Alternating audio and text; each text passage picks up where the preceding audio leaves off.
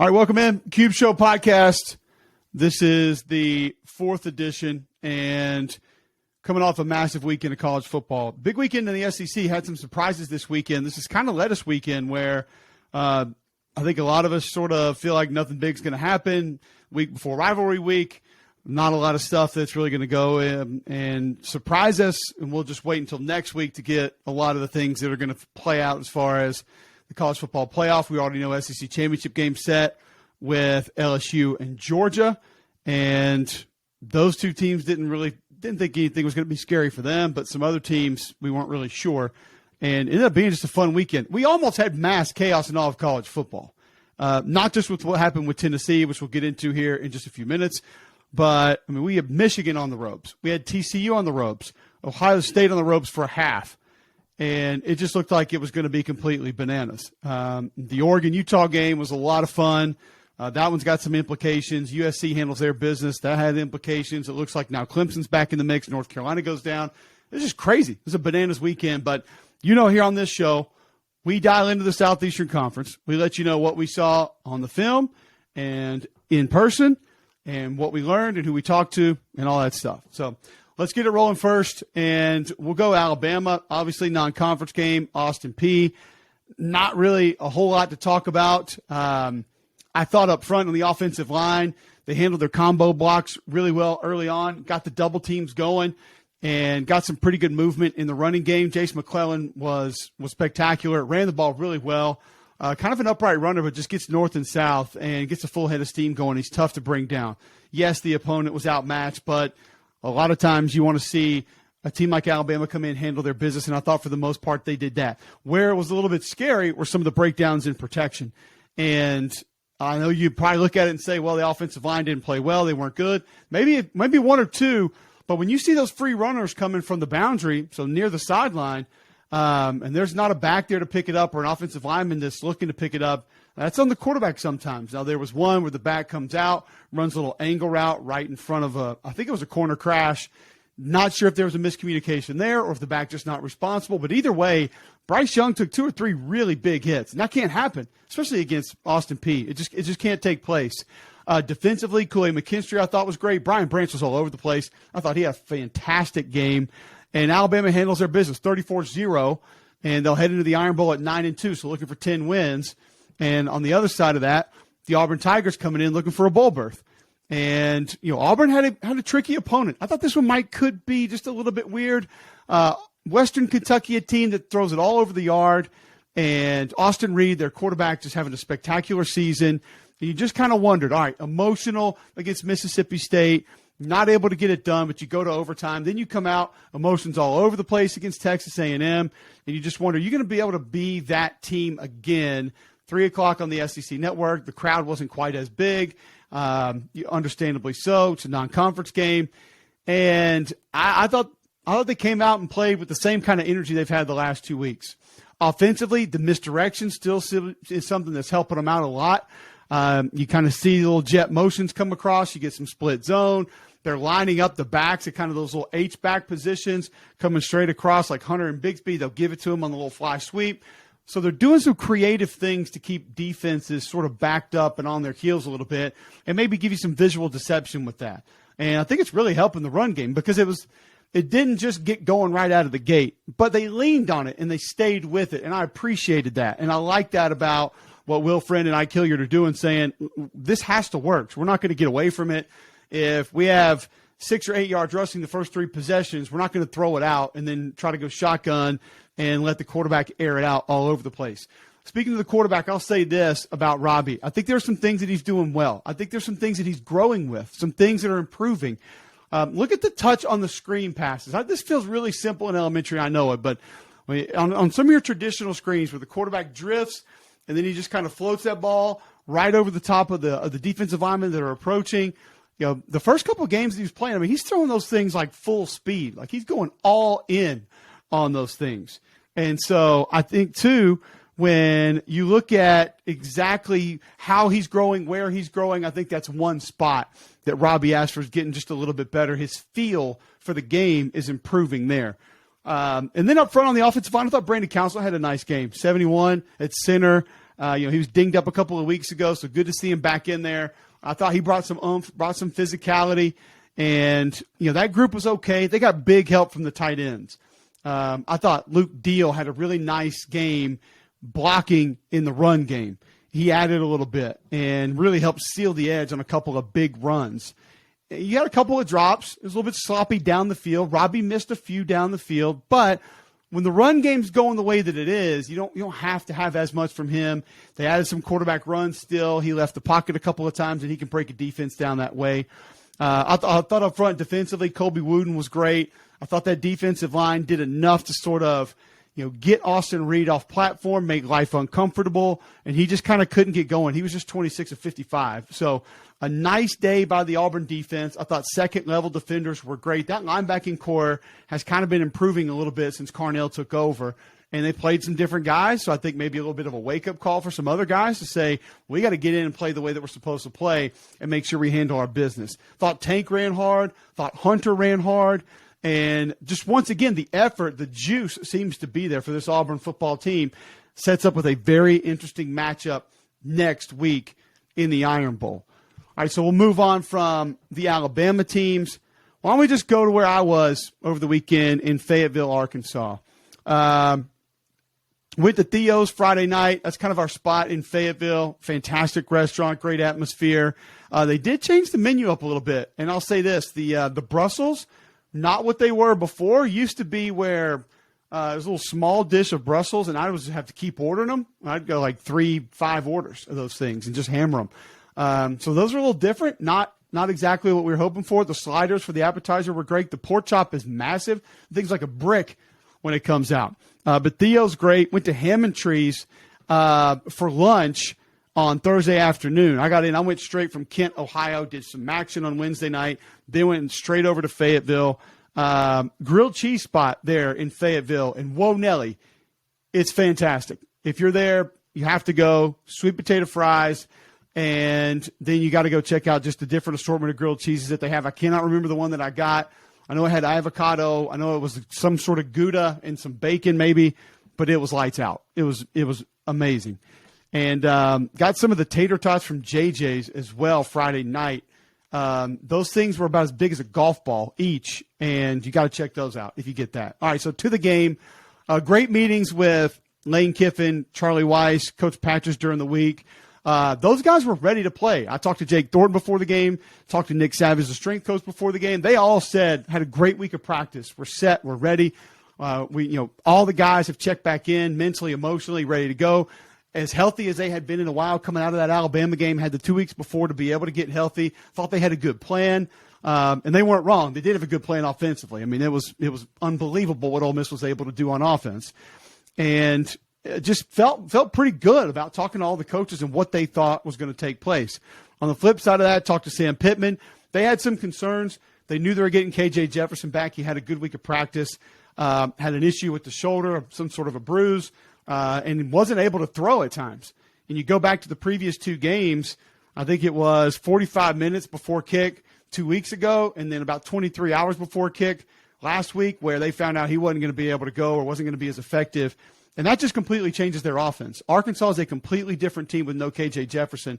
And I can tell you, sitting down and talking to him, you can understand why. He's very mature. He understands his surroundings, understands the situation. He told us he's got a lot more college football to play, hasn't really thought about next year, said he is healthier than he's been in the last couple of weeks. He's down from about 252, 253 to about 235, I think he said. He wants to get to 230 and try to play at 230 at some point. But he's cut out a lot of the fast food, cut out the late-night snacks. And, man, he gives them a different dynamic because he's a north-south runner, but then he can also escape outside the pocket and hurt you and break you down with his legs. That was a big part of the plan.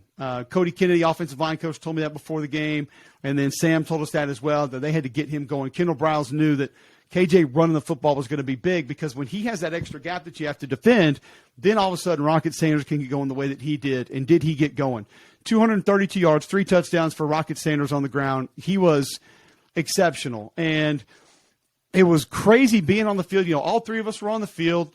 We wanted to try something a little bit different. We did this last year for Ole Miss and Vanderbilt. And it was interesting because none of the fans for that game complained about it near as much. They actually thought it was pretty good for the most part. We got positive feedback. We got into a conversation later in the game that was not meant to be pointed at either university in a negative way. I know that some folks are taking it that way. I made no mention of anybody leaving school or any players going with anybody else. I felt like I balanced out the advantages of two different schools, but people are going to hear what they want to hear. It's fine. I think Ole Miss is great. I think Ole Miss has got a lot going for them.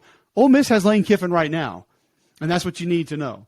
But I was asked about the Auburn situation, so I'll share my thoughts on what you would get by going to Auburn.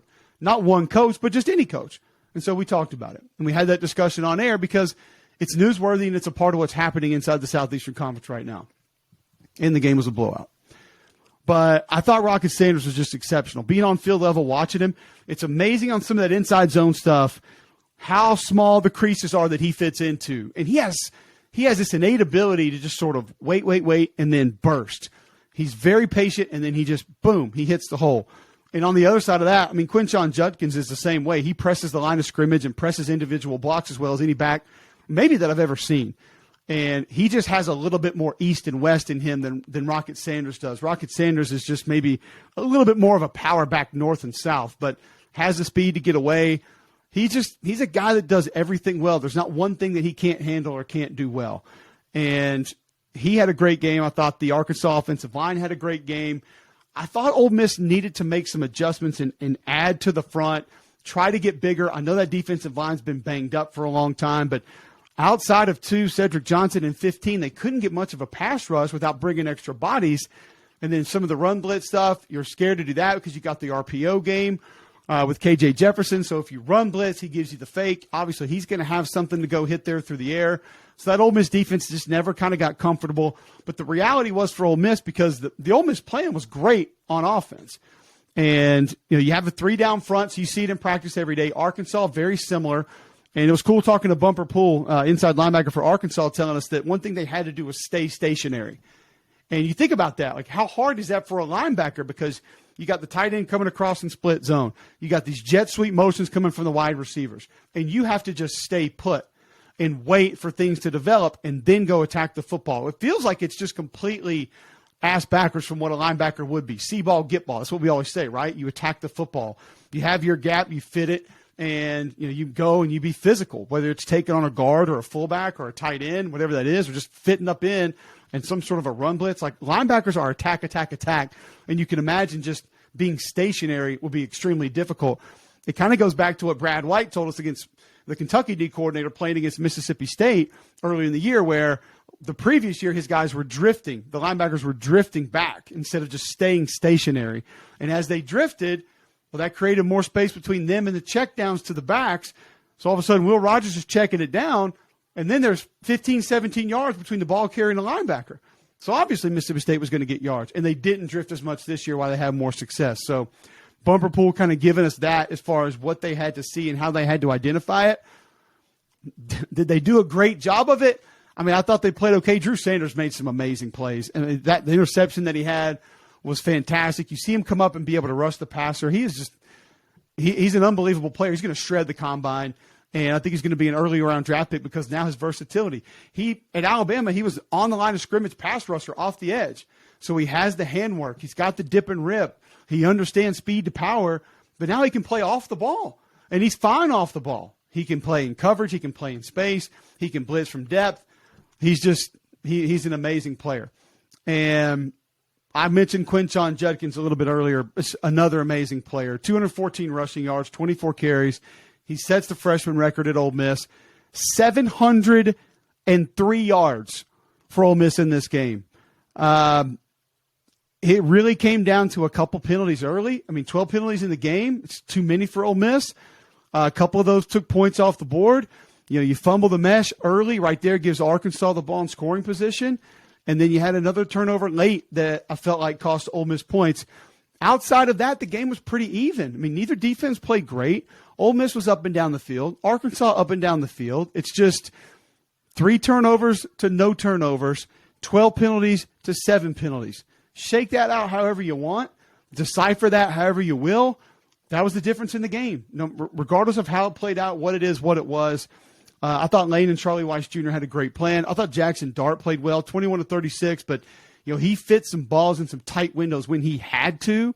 Converted a couple of third downs, made a couple of big throws late to kind of squeeze Ole Miss back in and maybe have a chance to get back in that game. But I thought as far as low percentage throws that he actually made, it was one of his better games. So Arkansas gets bowl eligible. It's big for Sam. And it was cool talking to Sam Pittman and Bumper Pool, too, because they said, this is a big deal. We want to get to a bowl game. This is a reward, but it also shows where the program is, and it's something that we can celebrate. And, kind of sidebar, I talked about this a little bit on the broadcast. I love celebrating these things that we're getting in college football that we've gotten away from. Like last year with Ole Miss, 10 wins in the regular season, first time in school history. That should be celebrated. Going to a bowl game should be celebrated. And, senior day for Arkansas there at Razorback Stadium Saturday night, that should be celebrated. It's a big deal. It's an accomplishment. Yeah, a lot of things in college football are different. I know the playoffs are really cool, and it's a massive deal, but we should celebrate some of these other things as well. You look at Kane Womack down at South Alabama, 9 wins. It's the most wins in school history. 7 was the most, and now he's up to 9. John Summerall at Troy's won 8 straight games. His first year at Troy, he's got that thing picked up and going. So some of these little accomplishments, like Eastern Michigan, if they win this week, it's the first time they've won 8 games since 1987. It's a big deal, and we just don't pay attention to any of them. So for me, I like to celebrate those other victories in college football that don't include making the college football playoff. Even though the college football playoff is great, we get it, we know it. So Ole Miss will be going Thursday night, Thanksgiving, Egg Bowl. Should be a good one because that Mississippi State defense was great. Now, East Tennessee State, I realize it's not much of an opponent, but physically I thought they got after him. You shut them out to the fourth quarter. So that group handled their business, did exactly what they needed to, and boy, did Will Rogers handle his business. This kid looked so comfortable in the pocket. I thought LaQuinston Sharp played great at center, 63. He brought some physicality, even in pass pro. Pass pro is not passive, by the way. Don't know if you knew that. But LaQuinston Sharp brought some physicality. He's banging people around. Speaking of which, I didn't give a shout-out to a couple of offensive linemen. Ricky Stromberg from Arkansas, I thought, had a really nice day. And Nick Broker, again, for Ole Miss. It's almost every week, but he had a couple big blocks. He had a couple slabs, a couple good finishes, and just want to point those guys out. I left them out in the previous game. But Mississippi State, the offensive line, they gave Will Rogers all day. He goes for 301, 5 touchdowns, and he moves up into number 9 all-time in the Southeastern Conference history in passing yards. He passed Eli Manning, 10th player in the history of the Southeastern Conference to go for over 10,000 passing yards, and he's going to climb up those ranks pretty quick, and he can still come back for, I believe, 2 more years, which is completely nuts. I mean, if he could go NIL and get that thing in order, he could come back and shatter every SEC record, and nobody's going to get anywhere near it if he wanted to. And obviously, he's going to have a bright future either way, no matter what he does. 56-7, Mississippi State gets that win against East Tennessee State. They're now 7-4 on the season. This was one where you could have sleptwalked, you could have come out. I thought run after catch was really nice on some of the short stuff. The run game, not as consistent as you would like to see it. They didn't lean on it as much. But all in all, I thought it was a clean performance from Mississippi State, handled their business, did the things that they needed to do, and they get through it. Not as clean would be Texas A&M. And I had this game on in the hotel room for a little while because I was just mesmerized with how this was happening. Yes, it was raining. Yes, it was windy. Yes, the crowd was hiding underneath the upper deck, so the atmosphere wasn't great. You had a home game there at Kyle Field that's supposed to get you going. This wasn't really that. Connor Wigman dropping a pass as he's attempting to throw it. They had snap issues. They had drops on his passes, receivers drop balls, offensive linemen turning guys free. It was sloppy. That's all I can say. But you lost 6 straight. You needed a win, no matter what, no matter how. Any damn way you could get one. And Texas A&M got it. So they end that streak. They get to 4-7, 20-3. They knock out UMass. Quarterback run gave them some issues early on. Then I think that defensive line kind of settled in. A-Chain still didn't go for Texas A&M. We know what a massive part of that rushing attack in that offense he is. So that was big. I did think that Moss looked pretty good for Texas A&M. I think he's going to be a back. He's got a really bright future.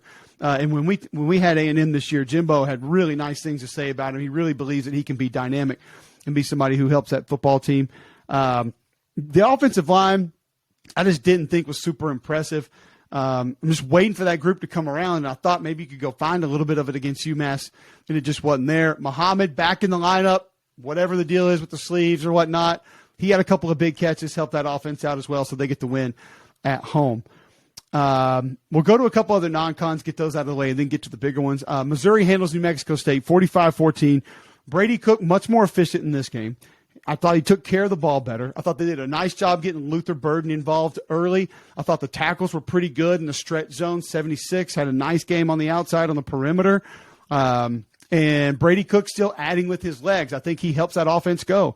He utilizes the legs to help break defenses down, make them play you a certain way. Cody Schrader is a phenomenal north and south runner. And it's fun to watch because Missouri will get that stretch zone going, and it's like flat all the way to the sideline. They'll widen you out. And then they'll get Schrader in there, and they'll hand it to him a few times, and it's just boom, north and south. And he puts his head down. There was one play where a New Mexico State defensive lineman spins off a block. He spins off the block right back into Schrader, and Schrader just bulldozes him. Now, he didn't have time to set up, but this is like a D tackle on a running back, and as soon as he spins into it, it's like face mask to face mask, and he trucks him. But Schrader gives you that physicality north and south. He's just a fun back to watch, and he had a nice game. Luther Burden, nice game. I thought that defensive line super active for Missouri. They've been that all year, and they shut this offense down. 144 on the ground, 115 through the air. They took the ball away, so Missouri handled their business there, and they have a chance to get to a bowl game. Now, battle line, rivalry game, trophy game, big game, but this is also for bowl eligibility. So I expect Eli to have everything on the table offensively. If they've got it, they're going to throw it out, and Blake Baker's going to probably have a similar plan to be able to attack that zone scheme that Arkansas has, get KJ Jefferson slowed down. That'll be a fun game to watch because a lot on the line for Missouri if they have bounced back and now just one win away from bowl eligibility, and they'll get the Razorbacks next week. All right, so UAB, LSU, non-con game, Baton Rouge, late kick, 41-10 LSU. Jaden Daniels had the RPO going early, and it was really cool to see kind of the rhythm and the timing coming out of those fakes and just boop, boop, boop. He's completing some quick passes. Now, usually on some of those quick hitters, those LSU receivers will give you dynamic runs afterward. They didn't give you the big gains that you were used to. Give UAB some credit for being able to tackle. I think they got the downhill run game going just a little bit more. Some of that with Jaden, he ran for over 100 yards again. We know what his legs have been to this offense. Means a lot, opens up a lot, and he can be a dynamic runner. Noah Cain got going a little bit more in this game. So you saw multiple backs for LSU have a nice game. Will Campbell, 66 and 75 at right guard. I thought both had good games up front for LSU, like pushing guys around, moving guys around. The defensive front for LSU, very active. The same cast of characters, 92, 99, and 18, 40 up there running around, 30 downstairs helping. But the thing that you need to understand about this game is this is an elite rushing attack that UAB brought to the table. They have a wide receiver in Trey Shropshire that can take the top off. I think he leads the nation in yards per catch. He did at one point this year. I don't know if he's down to where he doesn't lead the nation anymore. But you held Dwayne McBride and UAB to 48 rushing yards. That shows you right there what this LSU defensive front seven is all about. And I'll throw the safeties in too because Jay Ward comes down and plays the run really well. The back end is not afraid to come up and play the run, but the front seven is what makes it happen. With Olajari and Gay and all those guys, I'm just telling you, Dwayne McBride was leading the nation in rushing coming into this game. That offensive line's played a ton of football together. They utilize the tight ends well. Brian Vincent does a good job calling it, and LSU stymied that rushing attack. Very impressive performance. Don't undersell the performance of Matt House's defense against this UAB rushing attack because it is a very difficult group to slow down. They have been dominant all season, and LSU gets another win. It was just an impressive performance. Tight ends helping in the run game a little bit. Mason Taylor's doing a really nice job of not just being a willing blocker, somebody who's really learning the technique and fundamentals of it. He's come a long way since the beginning of the season. So LSU handled their business, 41-10. They get to 9-2. They'll go for 10 wins next week against Texas A&M. All right, so we get into some conference matchups here. Georgia and Kentucky. This was kind of a weird one early. Now, I'll say this about both teams. I appreciate the commitment to the rushing attack because neither team was dominant on the ground early, but they both stuck with it. And they both basically said, we will continue to bang our head on this wall until it gets going. Now, the difference is Georgia's just flat out more capable up front on offense to be able to find a way to eventually get it going. I thought Stetson Bennett played a little bit less high-risk football than we had been talking about the previous few weeks. Didn't try to sneak as many in as he did against Florida and a couple of other teams that he played. Tennessee was one, too.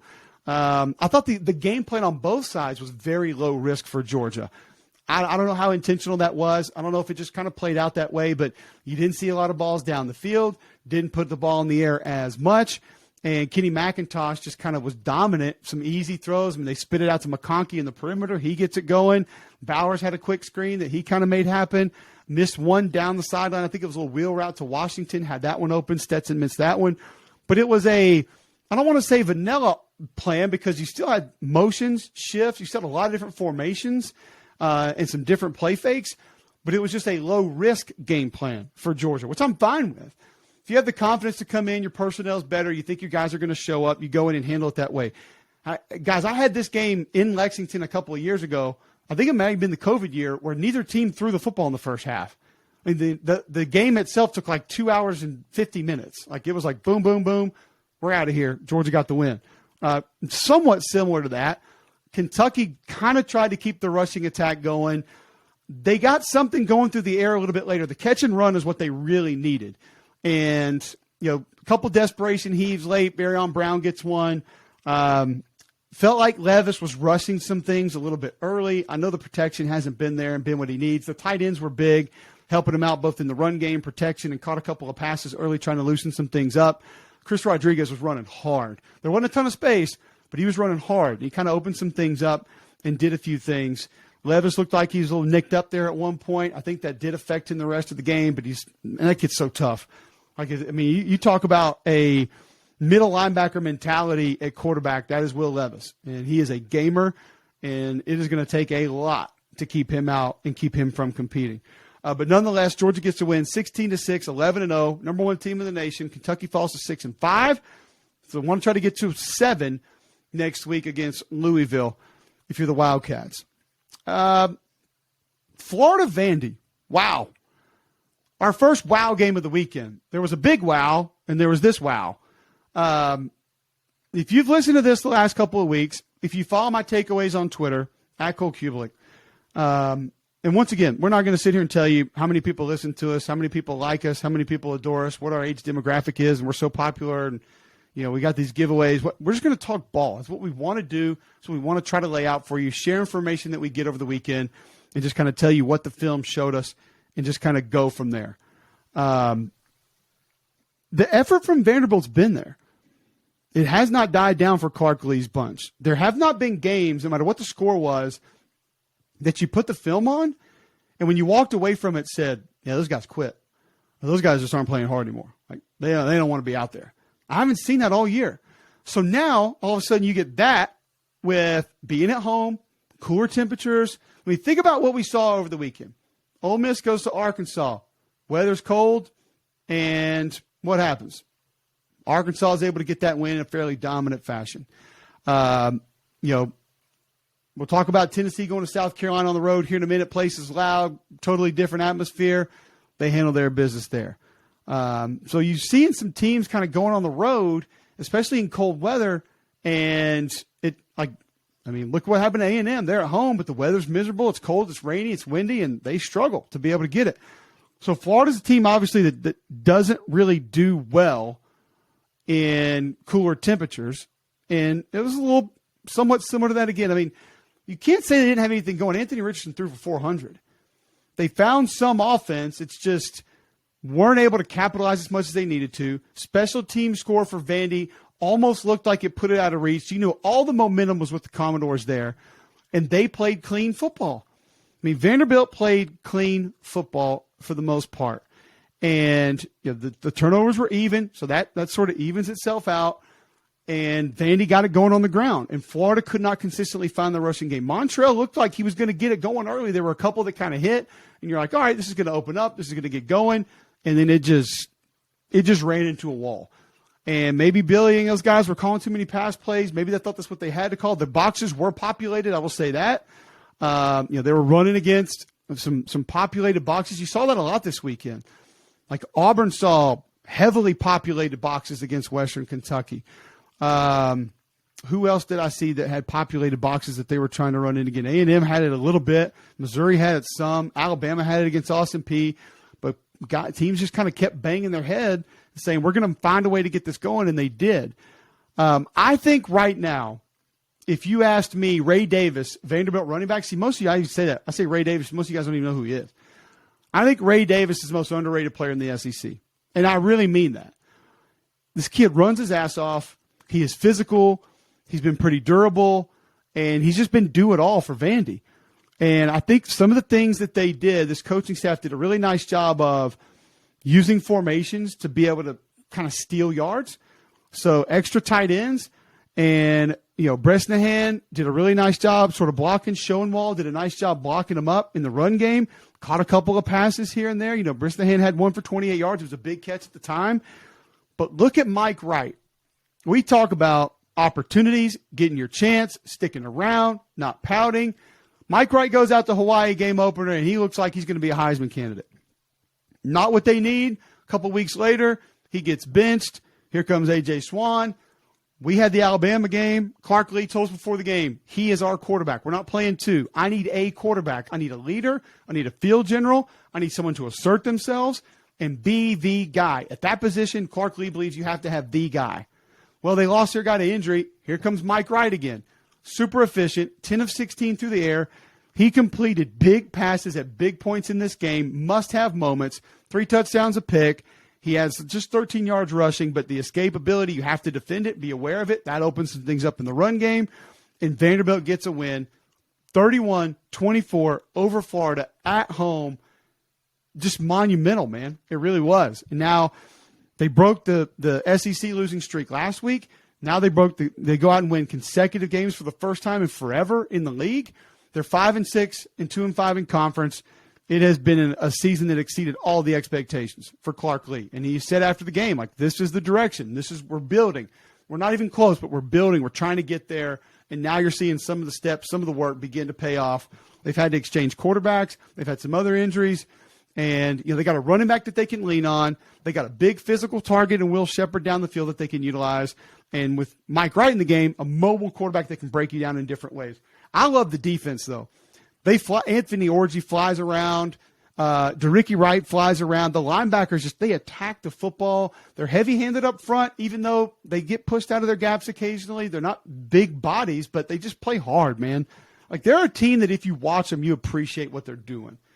Because they don't have the talent to just go out and beat people all the time, but they play the game the way it's supposed to be played. They fight their rear ends off, and hats off to Clark Lee and that group, not only for getting that win, but getting to 5 wins on the season and having a chance to get to be bowl eligible next week against Tennessee. My crew's going to be on the call for that game. We'll be in Nashville a couple days after Thanksgiving, as Tennessee will now go to Nashville looking for 10 wins. Rivalry game, not a great matchup for Vanderbilt. I feel fine saying that. But no one saw this coming. No one saw 21 points in the first quarter for South Carolina. Nobody saw 63 points in the game for South Carolina. Nobody saw 438 yards and 6 touchdown passes for Spencer Rattler.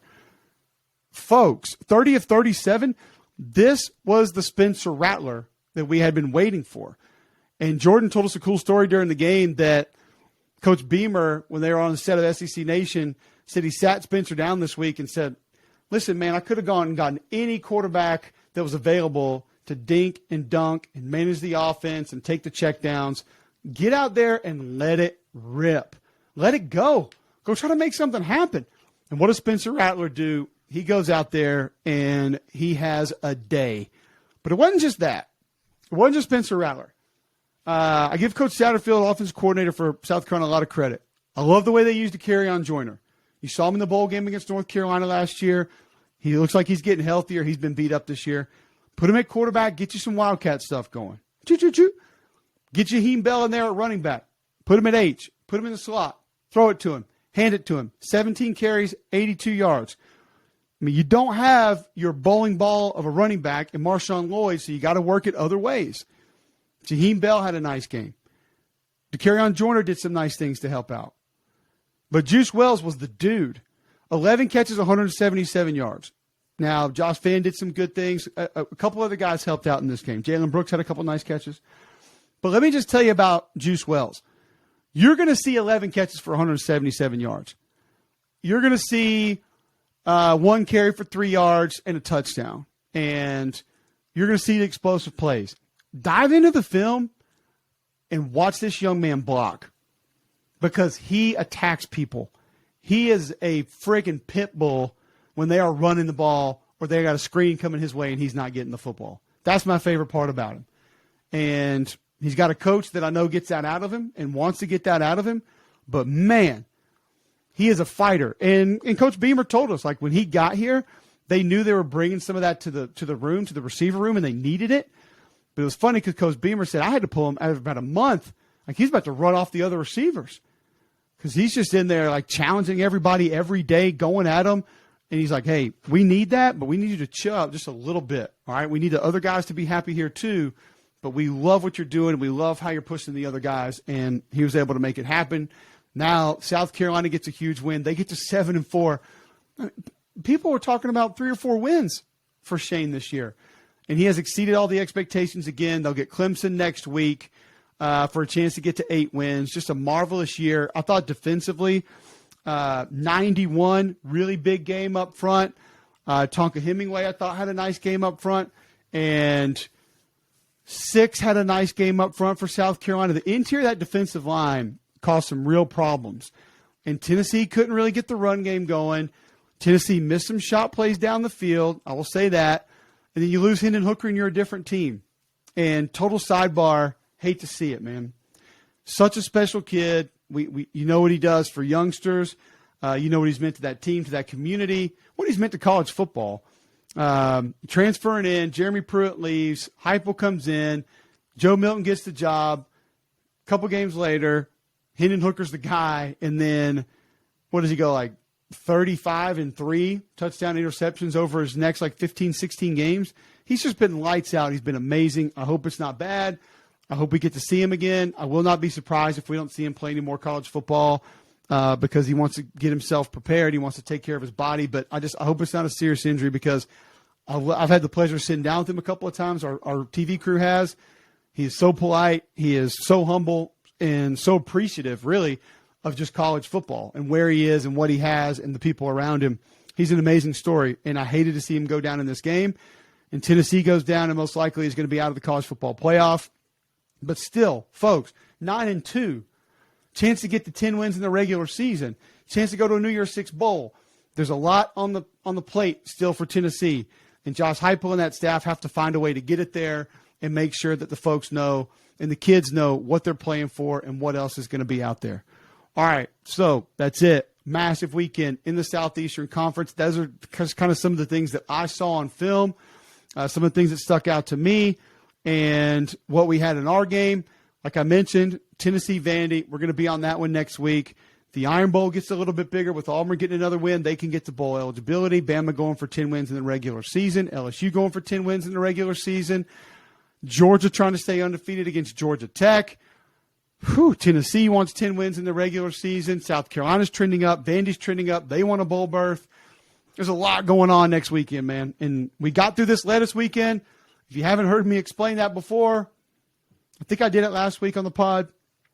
Everybody calls this cupcake weekend. Cupcakes are good. We like cupcakes. We want more cupcakes. Give me the cupcakes. Everybody says they want to get rid of these little non-conference games. Well, you don't want to get rid of cupcakes. What's one thing we don't need any more of? Ever. Lettuce. Nobody asks for extra lettuce in their salad. Nobody asks for extra lettuce on their burger. Nobody wants any extra lettuce with anything. So this lettuce weekend with East Tennessee State and UMass and Western Kentucky and New Mexico State, it's out.